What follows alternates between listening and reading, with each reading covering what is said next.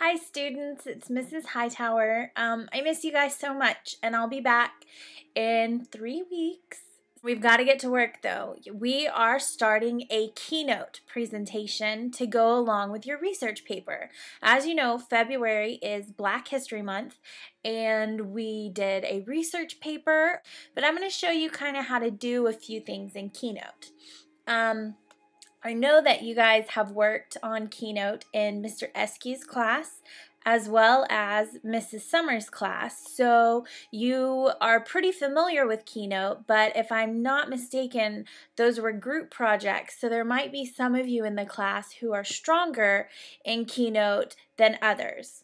Those who are my strong Keynote people, you feel confident in Keynote, you know how to do lots of things, go ahead and raise your hand right now. Okay, look around. These are the people that if you're not so strong in Keynote with, ask them how to do something. If you get stuck or you don't remember, not only can you refer back to this tutorial, but go ahead and ask your neighbor for some help. And neighbors who are really strong in Keynote, I'm going to look to you to go ahead and help out those people since you are really confident with your computer skills, and I am proud of you, so that's great. Okay, so first off, if you don't have Keynote down here in your loading dock, remember how we go and we find it is through our Finder. So you're going to open up Finder and you're going to go to Applications, and then you're going to go to iWork09 folder, and right there is Keynote. You're going to go ahead and open it up. Open up Keynote. Now, once you open up Keynote, they have a ton of themes for you to choose from. You could do a plain white, plain black, or you could do something fun and funky that they already have chosen for you. If you go white and black, you can go ahead and add your own twist to it by adding different colors or shapes or things like that. Whereas if you choose a different theme, they already kind of have that stuff chosen. Okay, so it gives me my first slide. Now, if you refer back to the information here, I tell you what I want on each slide. And that's part of your grade, students, is knowing what to put on each slide and making sure that they're correct. You have to have 15 slides. Okay, your first slide is going to be a title slide, and you can read the rest. Okay, so on your title slide, I want your person's name. So let's say that you're doing Rosa Parks. Rosa Parks. And then down here, I would like your name, date, and hour by, okay? So there. If you want to include a photo on this slide, you may. But basically, I just want your title. Now, adding a new slide, there's more than one way to do it. You can just go up here to this plus button and add a slide, or you can go up here to the slide tab and add new slide, okay? Now, changing the layout of the slide, because if you refer back, your second is going to be the birth information and a photo, preferably a childhood photo. Now, if you have a group of people, you probably aren't going to be able to find a childhood photo of the Buffalo Soldiers or the Tuskegee Airmen. And that's fine. You can just put any photo of those people. If you can't find a childhood photo, try to find the youngest photo that you can of that person to put on that slide.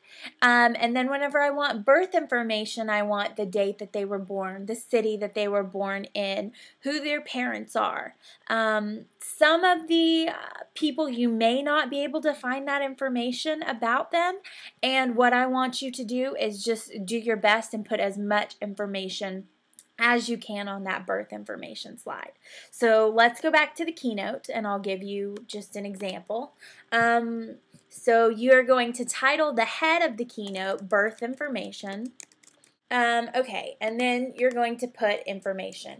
The info will go here. Now, one thing that is very important, students, and I know that Mr. Eskew has stressed this, so you should already know what I'm about to say. On each and every slide, you need to follow what is called the 7x7 rule. That means you're going to have 7 words across and 7 lines down. Nothing more. I don't want so much information on your keynotes that it looks jumbled and just not very clean.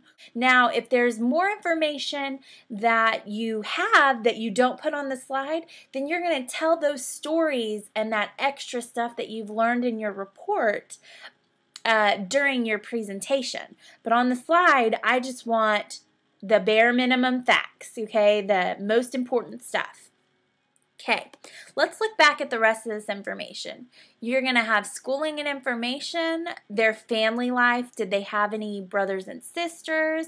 Did they have a good home life? Was it a bad home life? Tell me information like that. Free choice. Your choice of whatever you want to put, okay? A photo. Now on your photos, you do have to tell me what it's a photo of. So if it's a photo of George Washington Carver and he's creating peanut butter, I want you to tell me that this is him in his lab and he's working on the invention of peanut butter, okay? Next, you're going to tell me, why is this person famous or important, okay? And be sure to get it right, okay? I want to know that Colin Powell was the first African American Secretary of State, not that he was a secretary, okay? The person's challenges, another photo, free choice, an interesting fact. The more interesting, the better. Don't tell me that Colin Powell is the Secretary of State because you've already told me that. Give me something interesting like he only has 4 toes or something like that. Not that that's true because I don't think that that's true at all, but I want something that is unique and that we're not going to find everywhere. Now, this stuff may not be in your research paper, so you might have to go back to the internet and do some more searching so that you can find these things. The person's impact on society, another photo, and then the most important thing that you learned by researching this person. Everything needs to be done in 7x7. Don't forget to include your sources because your last page is a bibliography page, okay? The rest of Keynote acts a lot like Pages, and we did a lot of work in Pages. So inserting photos and things like that, you're going to go to the Media button after you've inserted it into your iPhoto, and then you're just going to drag the picture into your and I'm just going to drag a picture of my dog in for now, okay? And then you're going to go ahead and make it smaller if you need to. Okay? If you want to, tilt it, remember we hold the Command button and we give it a tilt using our mouse. You can also change the fonts and everything like that, and that's done just the same way that you do in Pages. So I'm completely confident that you guys already know how to do that. One last thing, I want you to add to all of your slides a transition, and that's where when it changes from one slide to the next, it kind of gives it a cool look, okay? So you're going to go to the inspector. You're going to add in build in, okay? Right here, this little icon right here, build inspector. That's what it's called, build inspector. And you're going to build in, and you want to comment, and then it's going to show you what it looks like. And then you're going to build out. You don't have to build out. You can just leave that picture there. You can build in all different parts of your slide, okay? So you want to go back here, and you don't have anything added here yet. So you need to go back and add. I need to actually delete that slide and put it in the correct place, add my new slide, okay? You want to see what it looks like when you're done, go ahead and press the play button, and it'll play your keynote for you. Okay, starting from the top. Rosa Parks. There, it added that in. Okay, now that's just how you do a few things in a few minutes, and I want you guys to work on this really, really hard. If you need help, don't hesitate to email me or ask a neighbor how to do something. And I will be back in 3 weeks, and I hope you guys are doing well. Miss you. Bye.